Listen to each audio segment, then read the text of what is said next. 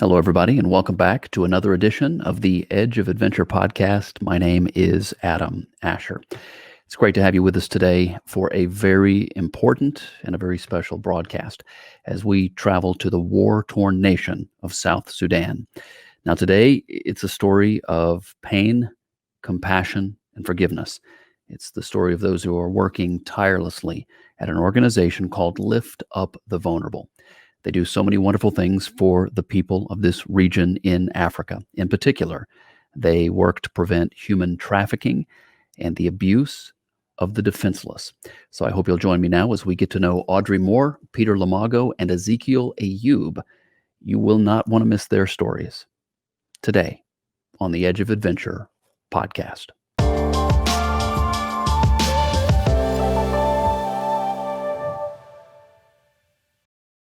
Audrey Moore from Lift Up the Vulnerable, joining us today for the Edge of Adventure podcast. Audrey, thanks for joining us for the show.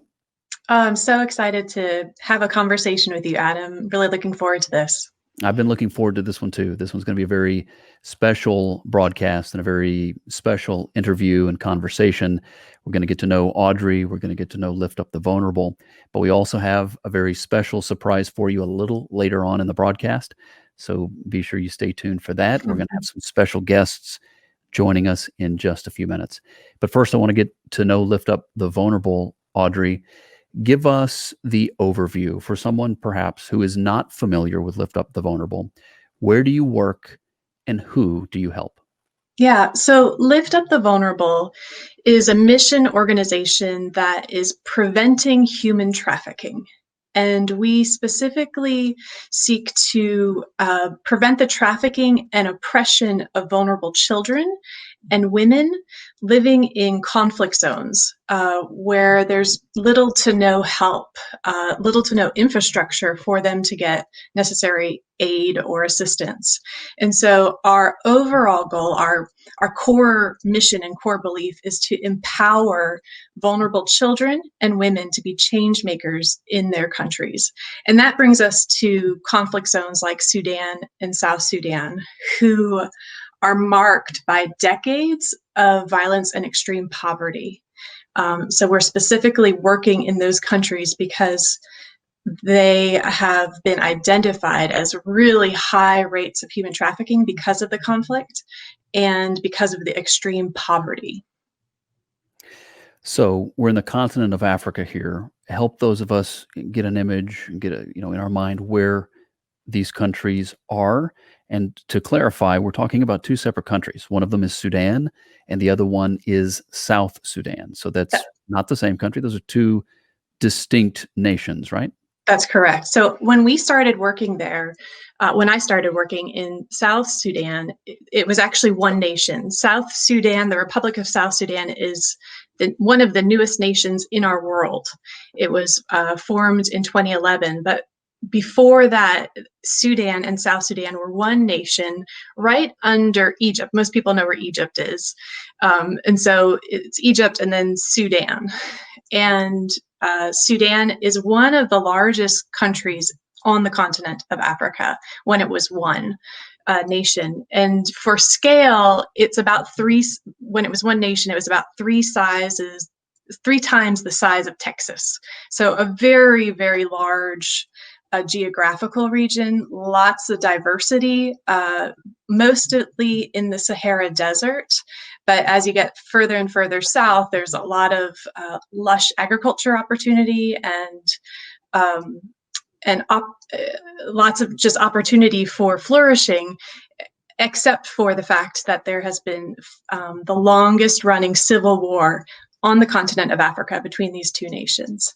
And so for over 5 decades now, there's just been a total destruction of infrastructure and loss of lives. A lot of people, a lot of children and women and vulnerable communities have fled and become refugees. So a lot of refugee population from South Sudan. You talk about conflicts. Give us an idea of what kind of conflict are we talking about, and what does that mean to the population on the ground? Yeah, so in 2005, there was a peace agreement signed between the northern government and the South. And up until that point, there was really genocide, war and genocide that was being enacted by the northern government in Sudan, out of Khartoum. And many of your listeners might be familiar with Omar al-Bashir, the former president, who's recently been in the news. He's been wanted for war crimes for many years, and he was arrested this past, I guess last year or early this year. And so there's been a whole change in regime, or a beginning of a whole change in regime in Sudan, a lot of civilian protesting and a change in the government structure there. But stepping back some more historically, the northern government for decades upon decades have been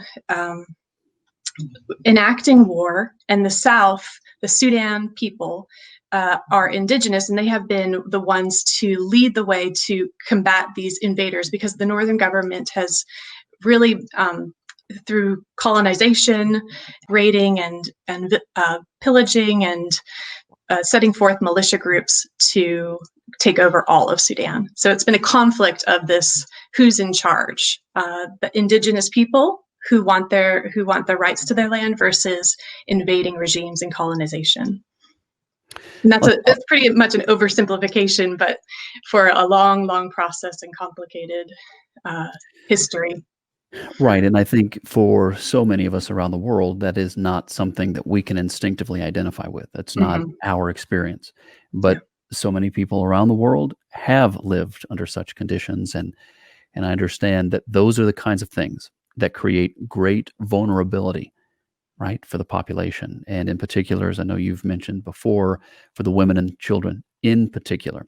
So let's talk about what your vision as CEO for Lift Up the Vulnerable, what it is, what your vision is. And if we were to go to your website, and we will actually in a little bit, we'll pull that up on the screen as well. But if we were to go to your website, we would see that the organization likes this description of itself: transforming the world by empowering the most vulnerable. What do you mean by that, and how do you make that kind of transformation for these wonderful people? So Lift Up the Vulnerable, the way that we work is we support an indigenously directed anti-human trafficking network. We have 3 locations where we've been working with indigenous leaders who have a heart and a passion to see their communities transformed through generational and development change. And so when we work with our indigenous partners and our anti-trafficking network, we focus on a holistic empowerment model that prevents trafficking. So that's our focus: prevention of trafficking. And to do so, we have to look at the root causes of why children and women are vulnerable in those unique communities. And it's, even though war has been consistent between the North and South, or violence, because there has been some peace now in the south of Sudan, but they're war-torn nations. So violence and war have marked the land, but there are other factors in each kind of tribe and each community that we're working in that help, or that are causal for why vulnerable people in those communities are trafficked. And so our holistic empowerment model really looks at what does prevention look like in this context, and what does empowerment look like in this context. So we provide protection, education, and economic development. And those are really the 3 key ways for prevention of human trafficking, to an elimination of the exploitation of vulnerabilities. Protection rather, can be housing. It can be medical care. It can be simply drilling wells. We do all those things. But it's the core thing of how do we help a vulnerable child in particular at their most urgent need? What does care look like for them to help reduce their vulnerabilities? We actually educate more children than we house, because education is such a a need in the country. Or rather, only 20% of the nation are literate. And so the war has just devastated educational infrastructure of all sorts. And so we're looking to build up a new generation of change agents through this protection, education, and an economic empowerment model. Audrey, without going into specific details or necessarily getting um, graphic in the description, I want you to help us understand what this means when we talk about human trafficking. It's a term that many people hear, and I'm not convinced that it necessarily gets through to us all the time when we think about the reality of human Yeah. trafficking. What does that mean? And again, I'm not after the graphic, some of the horrible details of such a thing, but help us understand what are we talking about here when we say human trafficking? Yeah. So human trafficking at its core is slavery, modern day slavery. And another way that it manifests itself is through the exploitation of vulnerabilities. And the exploitation of vulnerabilities can really happen in a lot of different ways. In Sudan and South Sudan, children and women are trafficked through being child soldiers, labor trafficking, and also prostitution and sex trafficking. So those are the main ways. Labor trafficking is really wide, and it's probably the largest form of global human trafficking, even though it's less talked about, and it's really hard to get the data points for it. But human trafficking organizations around the world will say that in reality, we hear mostly about sex trafficking, but labor trafficking is more prevalent. So in Sudan and South Sudan, that can be by using children for mining gold and natural resources, cattle keeping, anything where there is force, fraud, or coercion, and a child or a woman or a human, any human. It's not relegated to just children and women, but where humans are exploited for another person's gain. When did you first decide this was something that you needed to be involved with? When did you realize this was a part of your own life's calling?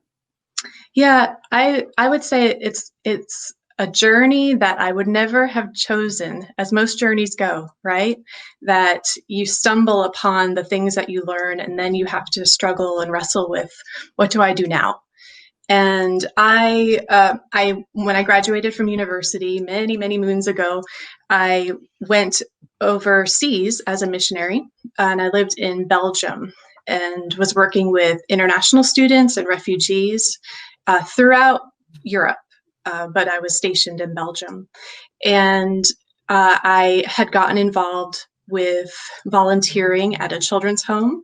I was a part of a mission organization at that time as a board member volunteer, and was staying at a home in Portugal for orphans. There was a very small home, about 19 children were living there. Most of them were from Africa, but they were staying at this home that needed construction work done. And so I had teams from my church and my community back in Belgium come and for short weeks and participate in the building project. And other teams came from Alabama. All over the world, people were coming to help just for short-term trips to do rehabilitation and a building project at this home. And by staying there, it was and seeing the ins and outs, learning, really getting to know what was happening at the home, it was uncovered that the children there were being used for pornography and prostitution. This was all the way back in 2003. And at the time, human trafficking wasn't a term I was familiar with, and it wasn't really being widely discussed. It was those two words put together weren't something on the culture's radar. And it took about 2 years of legal action to shut down that home and rescue those children. And it became my life, my life's call, because of both my passion for the children and my anger and sadness that injustice, even though proven, could last so long. Though that's how unfortunately, that's the way it is. But at the time, I didn't realize that injustice can continue, even though there's evidence, even though there's lots of material pointing to the truth. And so what really then became my focus, and the focus of a small group of people that I was with at the time, was how do we focus on prevention of human trafficking?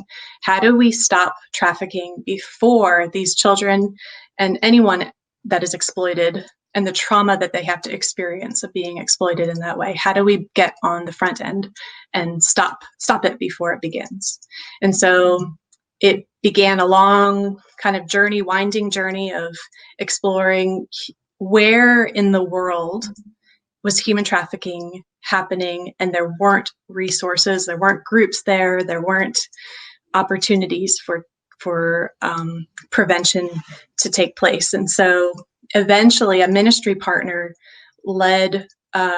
recommended that we go to Sudan, because as a war zone, people weren't going there. It was hard to get aid, or even just physically, it was hard to go in and out. And it began the journey of finding our first Indigenous director. And in 2005, his name is James Lualatak, and he started New Life Ministry, and really growing and expanding with his help from there. You are listening and watching the Edge of Adventure podcast. My guest today is Audrey Moore. She's the CEO at Lift Up the Vulnerable. We're getting to know a bit about that wonderful organization, and I hope you'll stick around, because we've got some really wonderful, special items for you coming your way in just a couple of minutes. We actually are going to have a couple of your friends and colleagues join us from Africa. We're connecting them online here momentarily, so they'll be joining us in just a couple of minutes.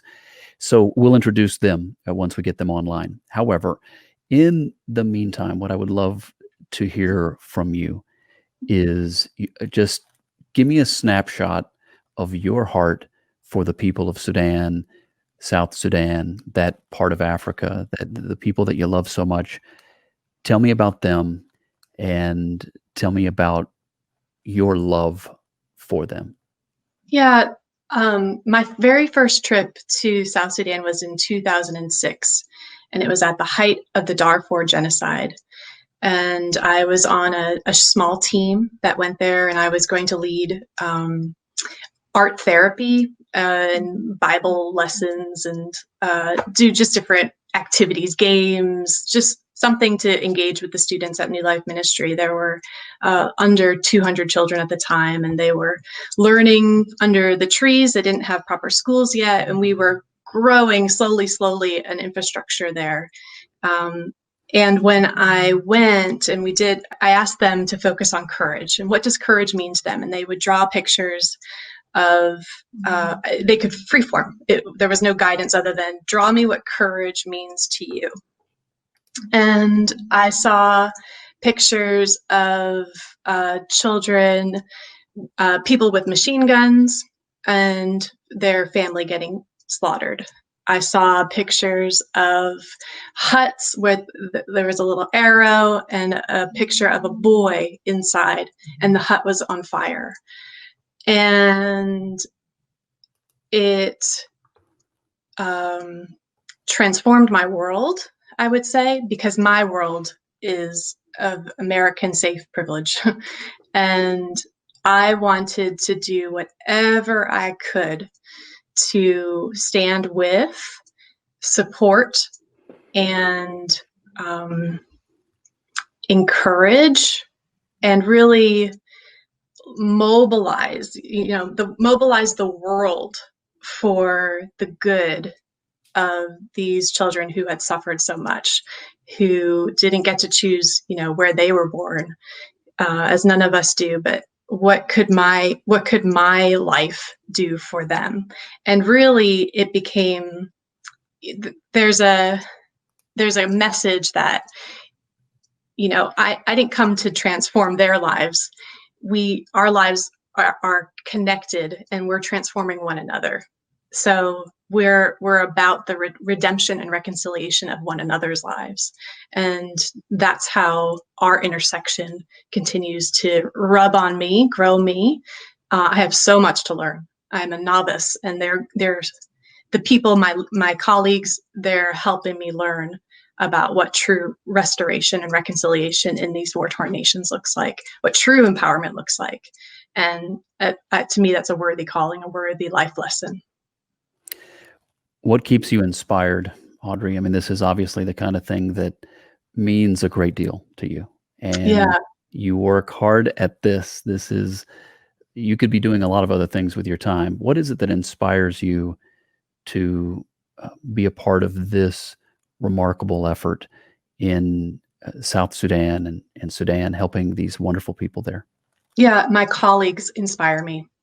These children that you're seeing their faces of inspire me. My colleagues, especially the leaders of the Anti-Human Trafficking Network and their staff, they have committed their whole lives to seeing transformation of war-torn nations into a place where peacemakers dwell. These are the next generation of peacemakers, and just I lean into their strength because they have a lot of vision, and they have a lot of courage and a lot of passion. And then seeing these little lives transformed into, we now have students that are graduating university this year. So there's a whole circle of transformation that's taking place that we celebrate. It couldn't have happened without all of us doing our little piece. So, Audrey, now we're going to patch in a couple great friends of yours and colleagues, and they're joining us actually from Africa. So let me go ahead and patch those guys into the conversation, and then I'm going to actually ask you to introduce them to the audience. Great. Joining us live from Africa right here and right now, Peter and Ezekiel. Welcome to the program, guys. It's great to see you. Thank you. It's great to see you. Thank you for joining the show. I have heard so much about you talking with Audrey even prior to today's broadcast. She's very proud of you guys, and I'm going to actually ask her to introduce both of you for the sake of the audience, so the audience gets to know who you are and your different roles in the organization Lift Up the Vulnerable. So, Audrey, with that, I'll toss it over to you. Yeah, thank you so much. I am so delighted to share this space with Peter and Ezekiel. So Peter, they both are Indigenous directors. Peter is the Indigenous Director of Hope for South Sudan, our partner organization along the border of Uganda. And Ezekiel is the Indigenous Director of Our Father's Cleft, which is in the Nuba Mountains of Sudan, just along the Sudan-South Sudan border. And they both have been faithfully, really since they were children, they have both had a vision for something more and living a life with purpose, and have just taken the faithful steps to follow that course. And both have become teachers and then later directors of these ministries, standing for the most vulnerable in their specific communities where they are from. So let me start then with Peter. I'll start and ask you, Peter, tell me about Lift Up the Vulnerable. What is it, and why is it so important for these days? Yeah, thank you, Adam, and the listeners. Yeah, I want to tell about Lift Up the Vulnerable. Is a faith-based Christian organization that is helping to empower the children, the vulnerable children, so that they can have a future. So Lift Up the Vulnerable is working in partnership with us in South Sudan to lift up the vulnerable children, the suffering children in the war-torn area in South Sudan. And Ezekiel, also want to welcome you to the program. Ezekiel, what is life like for the people that you are helping? Thank you so much for sharing.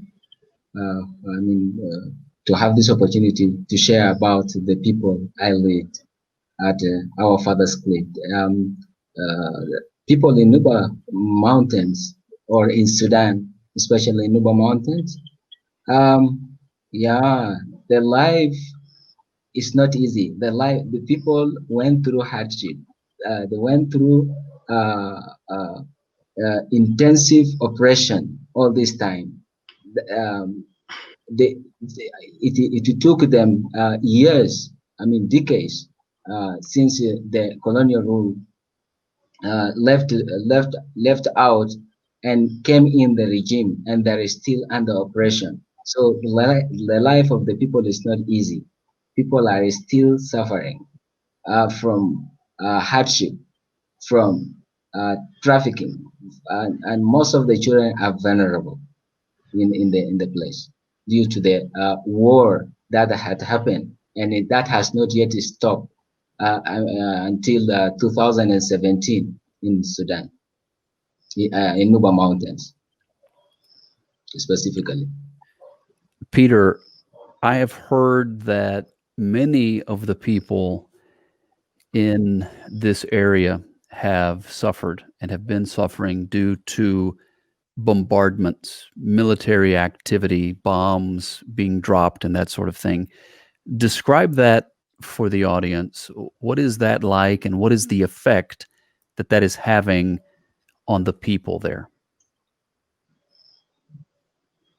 Yeah, it's really uh, it's really very tough for us even to explain how people are suffering because of the consistent wars fought right from the beginning, just after independence of Sudan, and that was war in the south, which was during Anyanya 1, 1955, which of course in my area, it was the area where there was a mutiny, which was called Torit Mutiny.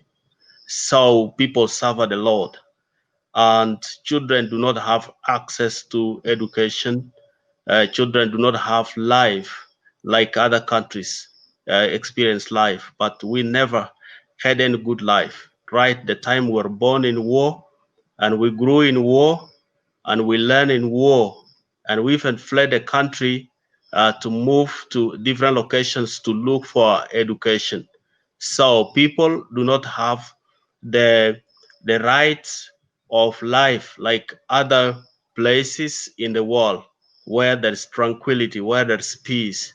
So they can have access to better education, they can have access to drink good drinking water and all the necessity for life. But because of wars, we were denied of all those necessities. We do not have a good life.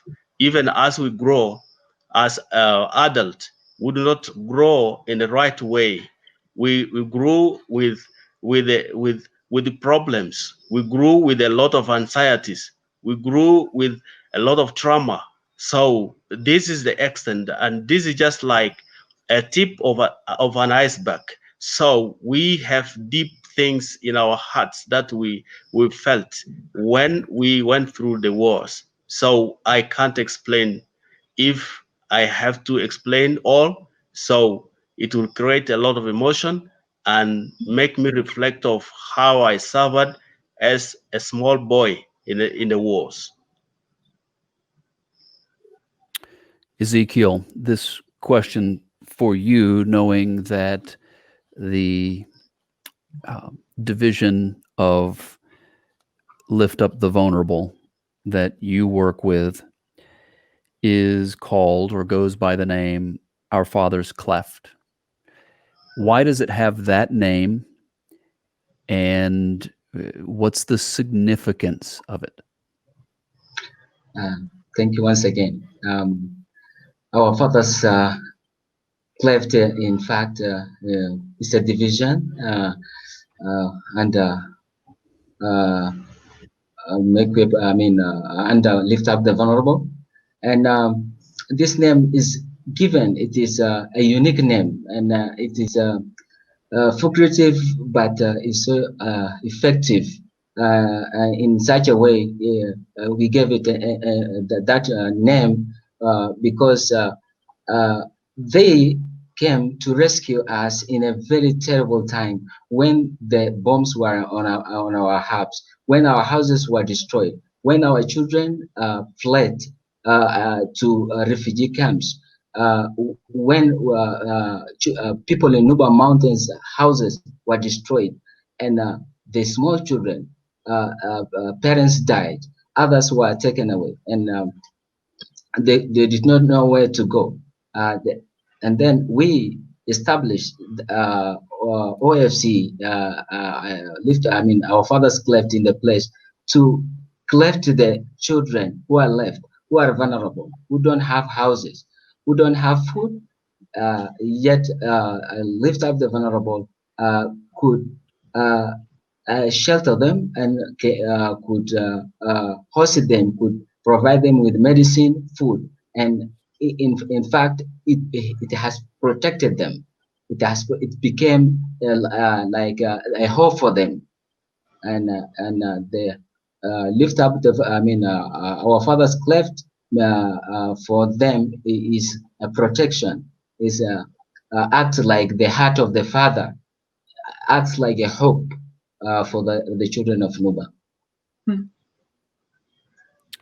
A very, very special edition of the Edge of Adventure podcast today. We have on the program Audrey Moore joining us from headquarters here in the United States from Lift Up the Vulnerable. You can find out more about their organization at liftupthevulnerable.org.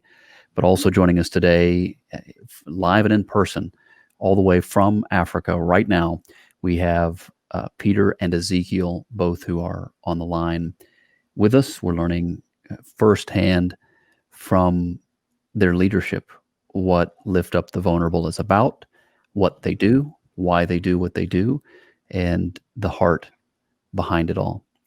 Peter, as you mentioned a minute ago, it was a tough question regarding what is life like and what is the suffering really like, and what do the conflicts and the bombardments and the kinds of struggles and conflict that's been going on for years, how does that affect the people on the ground? I know for you, it affected you, and it affected you at a very early age. I know that from a boy, you have a very remarkable story. I know it is one of much pain, and it is one of also much grace and much hope. Tell us, Peter, about your story when you were a young child, and where the reality of all of this first became real to you. Yeah, thank you.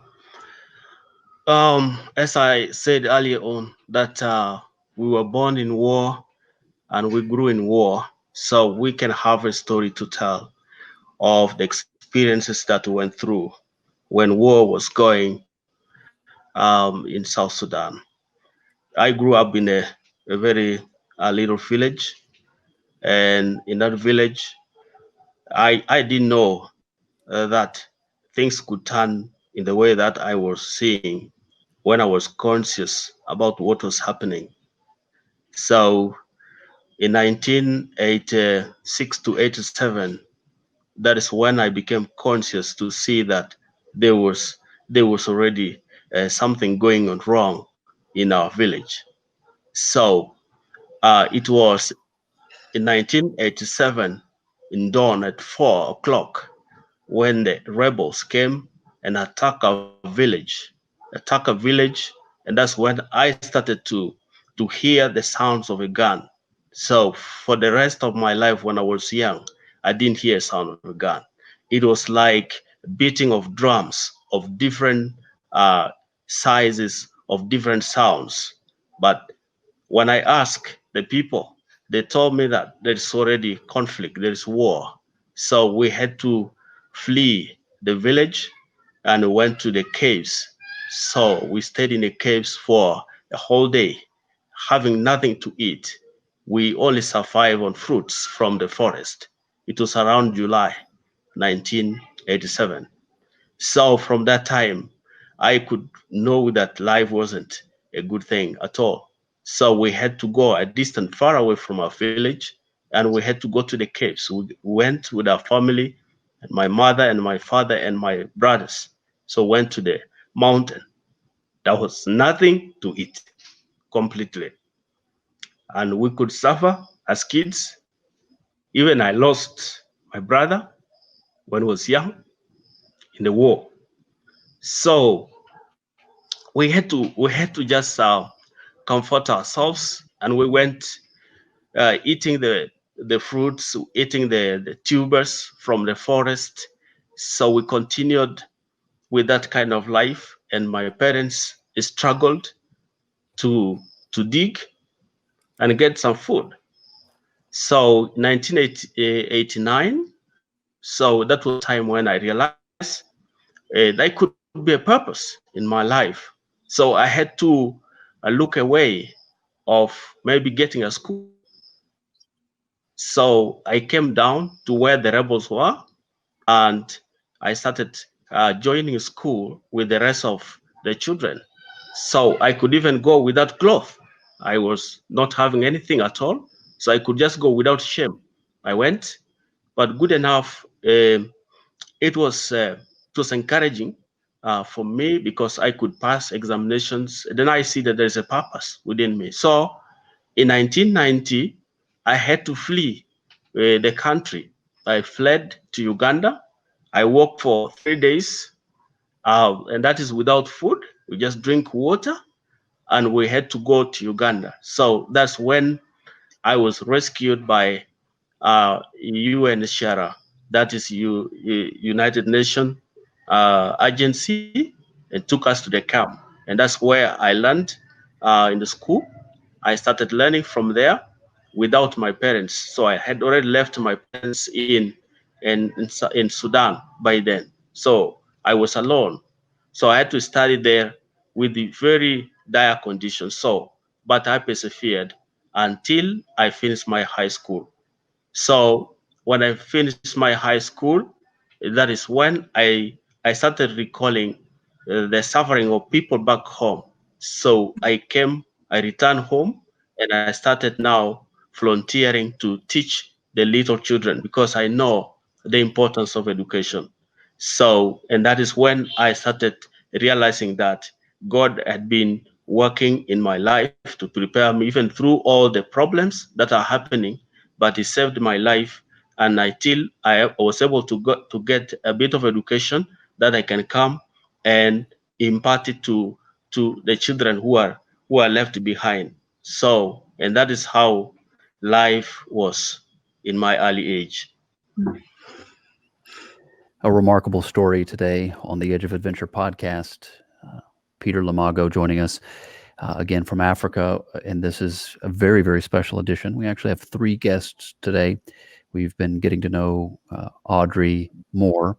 She's the CEO, been getting to know her and her heart, and for the people, but also for her colleagues and partners that are living on the ground there in this part of Africa doing such amazing work, like these 2 gentlemen that we have on there. So Peter Lamago, thanks for sharing a little bit about your story. I want to get Ezekiel Ayub back on here to tell us a little about what his life was like from childhood. And it helps us because it helps us as the audience, as maybe people who grew up with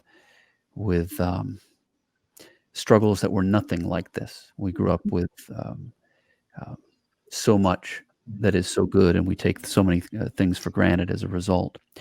But to watch you guys and to hear about your stories and to see your heart and to see how you have turned that pain into a remarkable purpose, it is truly, truly inspiring.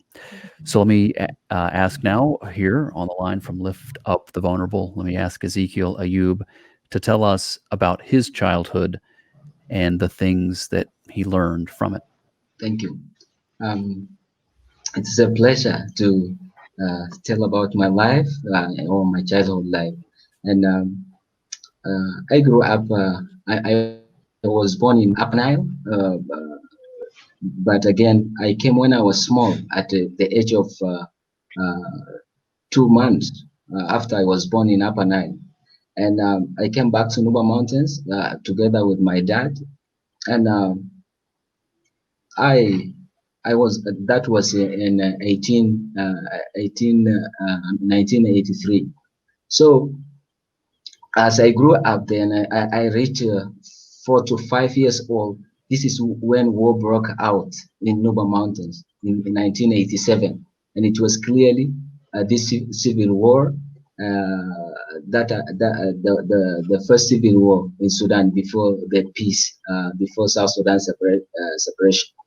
And this is when I could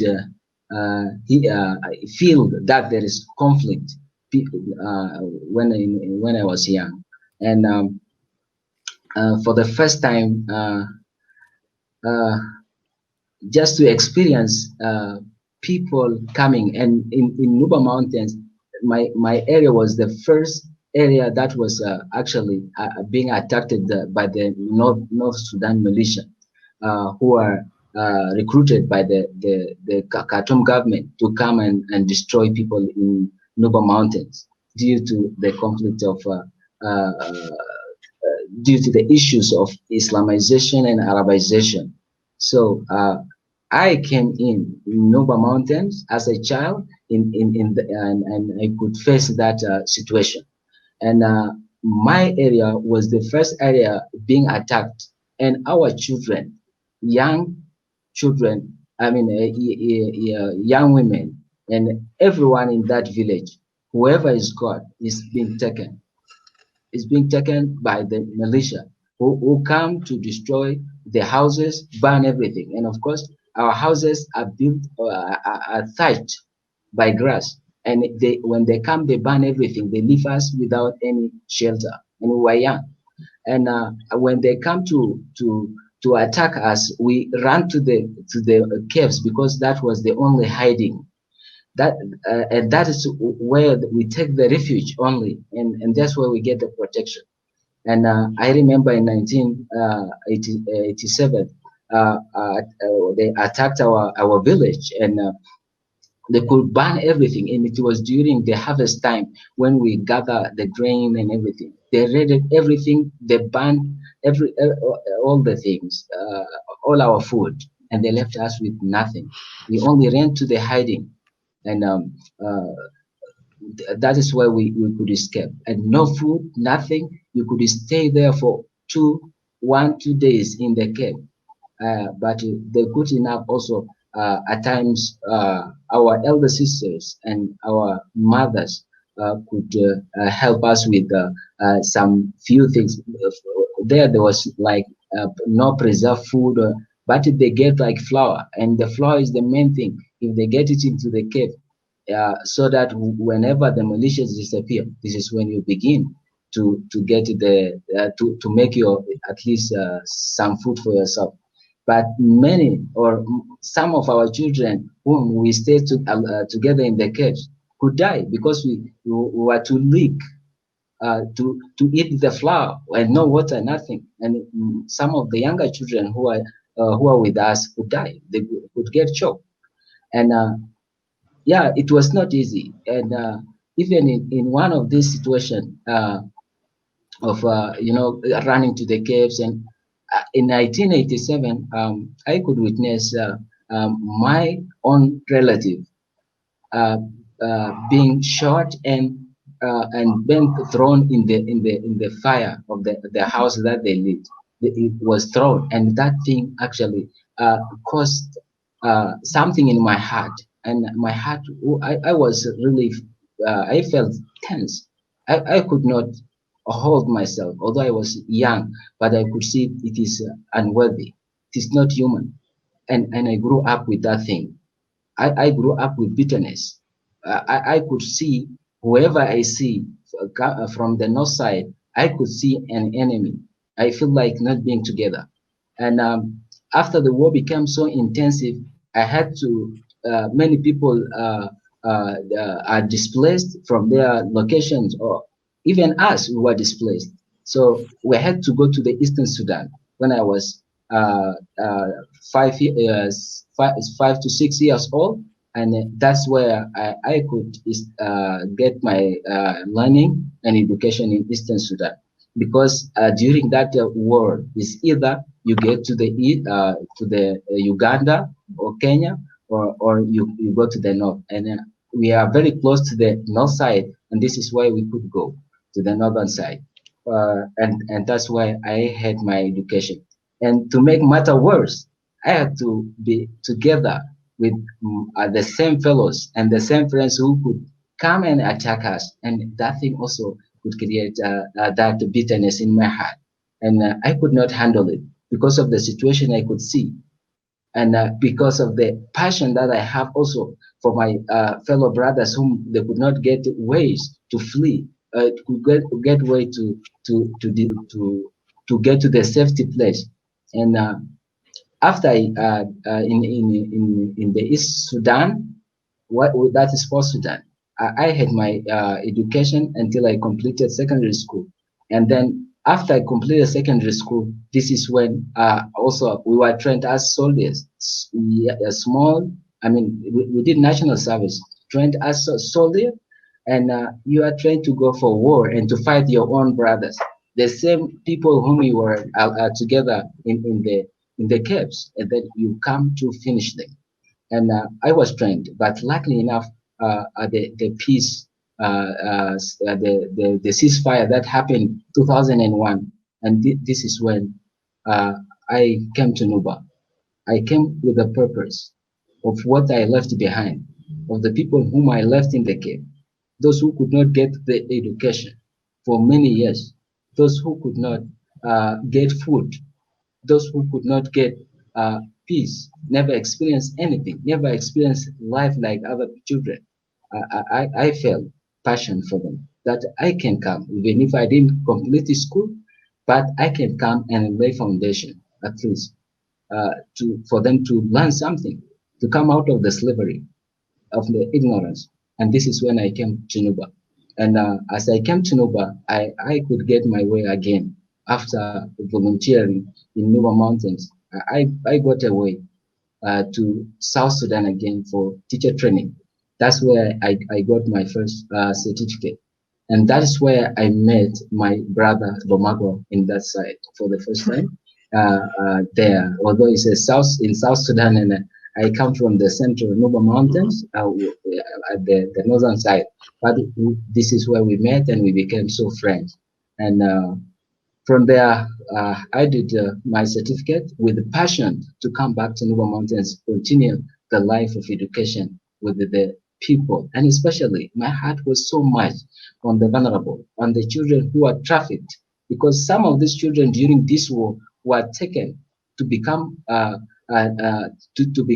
head the cattle, to look after goats of the enemies, because they gather them, they take them as slaves, and they gather women, they take them as their wives, and to do all these things. That thing actually, it wasn't easy, and yeah, it just changed the emotions. You feel like to cry, especially in that situation, which is in human. But by God's grace, we managed to do our education in South Sudan, and luckily enough, we made our way again to Zambia for further studies, and we made it along with my brother Peter again, with the reason to be built up, to be equipped, so that we can be able to help our people better. And that is where I had also my mission training, and that's where my heart changed. This is where God built me up there, and He strengthened me. This is where I could experience God. I experienced God, and this is where I got the healing.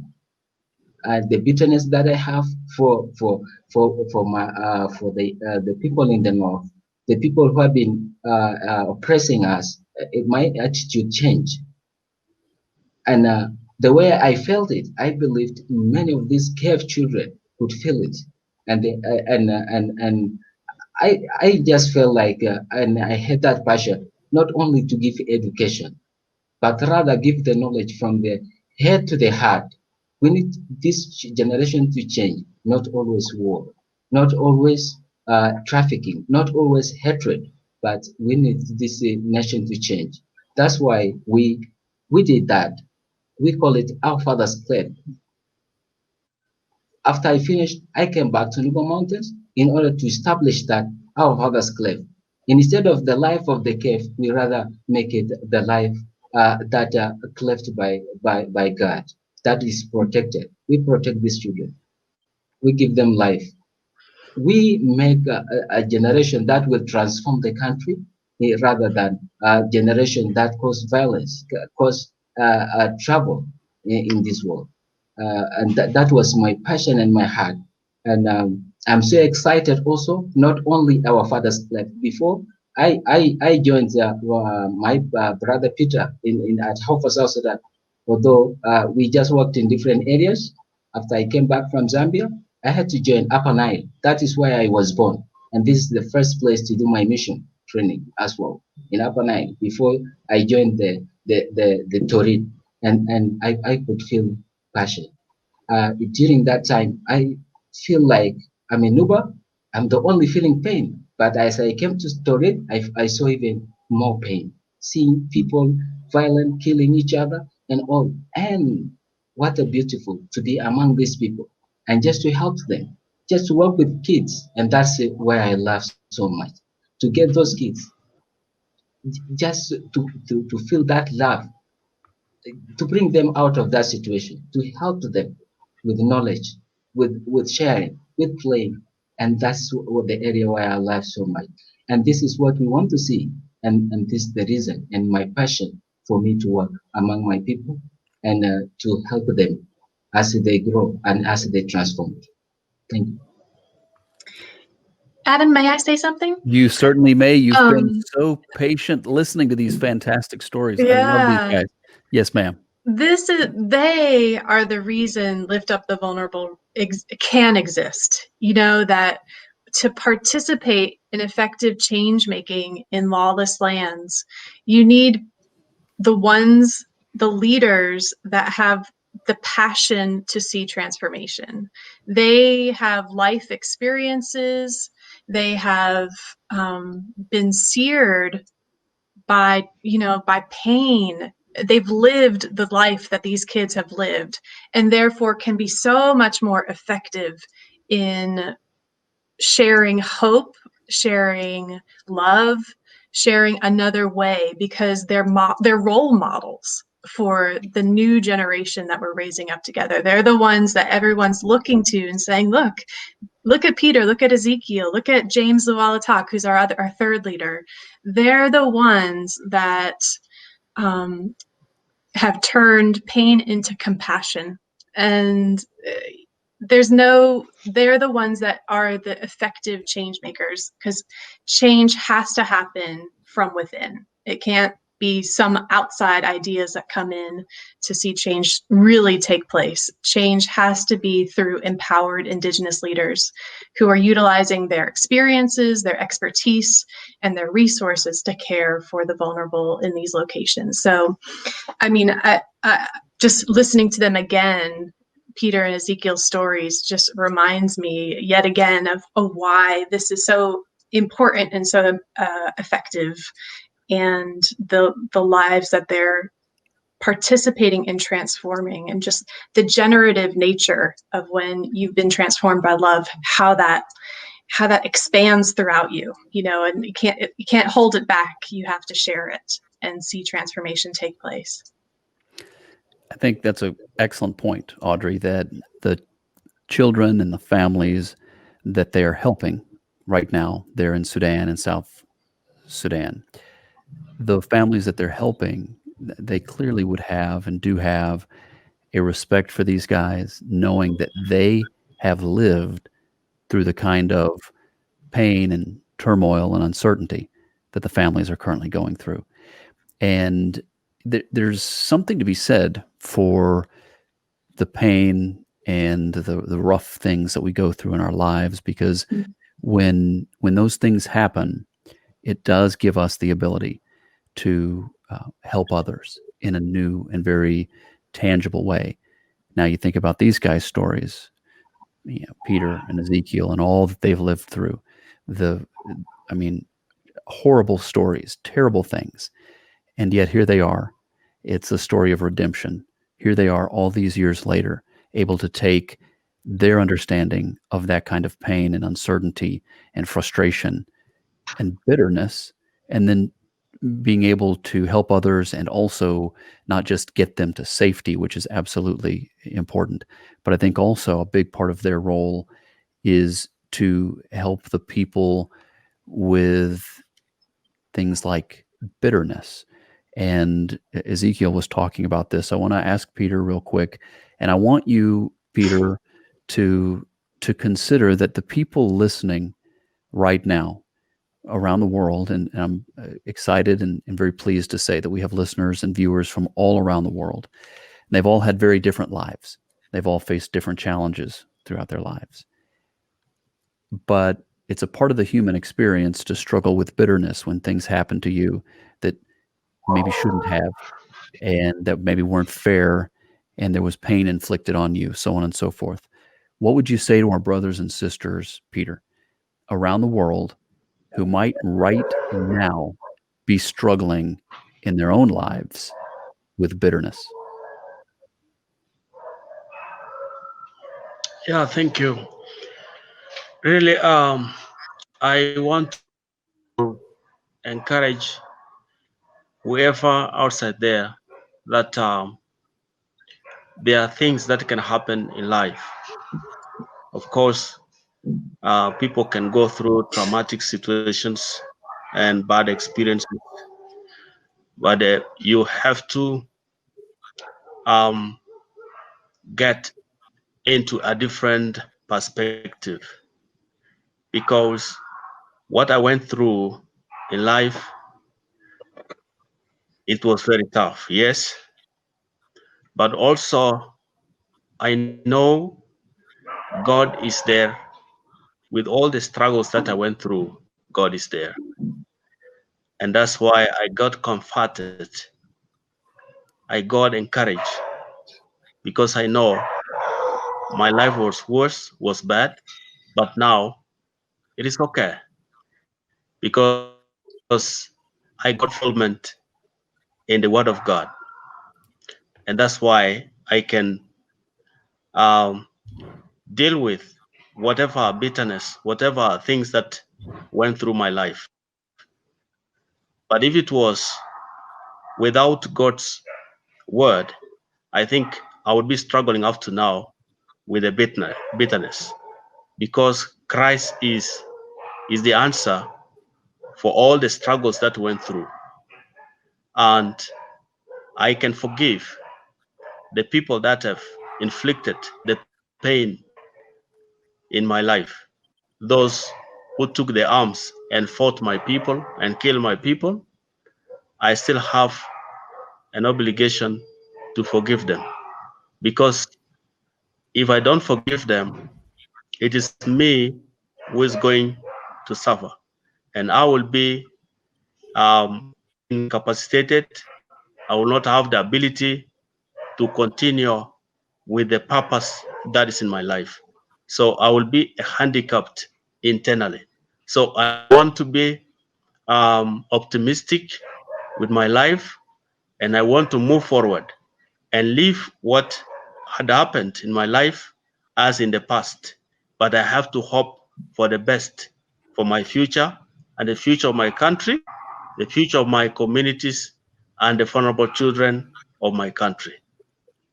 Thank you all so much. What remarkable people. Audrey, what else needs to be said as we wrap up the program here? I'm emotional even just listening to these guys. The sense of peace and strength that they convey, knowing what they've been through and knowing the fact that their life is still confronted with very real danger, and yet they are serving others, and they're doing so with peace and strength and forgiveness and all these very, very powerful concepts, things that many of us struggle with for our entire life. And I think there's something to be taken from their stories, and I hope that as listeners and viewers have heard the stories today, they'll reflect on their own lives in this way. But Audrey, what else is left? What do we need to be sure as far as these guys are concerned, their wonderful work and partnership, and lift up the vulnerable before we wrap the show today? Yeah, I think what all three of us, Peter, Ezekiel, and I, have come to believe through our lives is that when we empower people who are vulnerable, we will transform the world. And we have seen that, in even just their stories, and they're perpetuating that in their communities and in this world. And I personally want to be a part of a perpetual movement and motion towards healing, hope, and transformation, and where children are not exploited for their vulnerabilities, and where we can be a part of saving lives, restoring hope, and transforming communities through them. And we, of course, would love for more partners to join us in this mission. We'd love for you to learn about Lift Up the Vulnerable by visiting our website, sharing our information with your community. This grace and this love, we call Lift Up the Vulnerable love. This love is contagious, and we want more and more people to know that they can be a part of transforming this world by empowering the vulnerable. So join us. We need you. Peter, Ezekiel, and I don't do this work alone. We have a whole collective network that joins us and we're stronger because this whole collective global network is playing their part in the journey. So find us and contact me and ask questions and get on board. We need you. Absolutely. I highly recommend that you look them up online, find out more about them. liftupthevulnerable.org. And I think as you peruse their remarkable, beautiful website, as you hear their stories, as you get to know them more, having seen this and heard this really gives us the opportunity to know this organization in a very real way. You see their hearts from their top leadership all the way down to the guys leading on the ground there in these areas of Africa. So check them out. Definitely liftupthevulnerable.org. You'll find them on Facebook. You'll find them on Instagram. You will find them on Twitter. So follow them there and share their information out. That's one of the ways that you can help, is to just get on board with what they're doing and share it so that more and more people know. And of course, reach out to them. And my request is that if this has touched you in some way, let them know. Let them know. Encourage them. And if you feel like you should be involved financially, then you should be involved financially, and they can help you get signed up for that. I'm sure there's any number of ways, and you can find out more at liftupthevulnerable.org. Okay, guys, look, our time today is coming to a close, but this won't be the last time. Let's do this again. I want to get an update in the coming weeks and months.